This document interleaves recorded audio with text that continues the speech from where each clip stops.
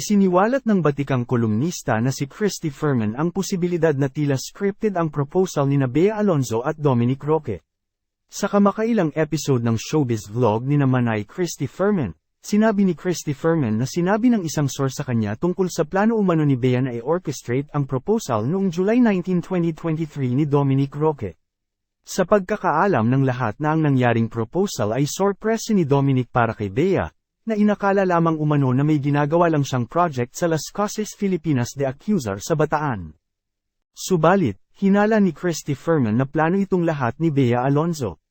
Pahayag ni Christy Fermin, may nagkwento umano sa kanya na ang proposal ni Dominic kay Bea ay staged at ang planong ito ay nagmula sa kampo ng aktres.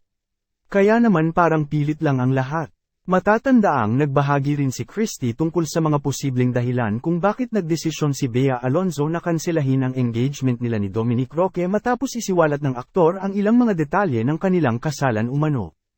Ang mga revelasyon nito na ginawa ni Christy Fermin ay nakakuha na ng atensyon ng kampo ni Dominic Roque kung saan binalaan nila ang kolumnista na maaaring managot sa korte dahil sa mga maling impormasyon na ipinapakalat nito.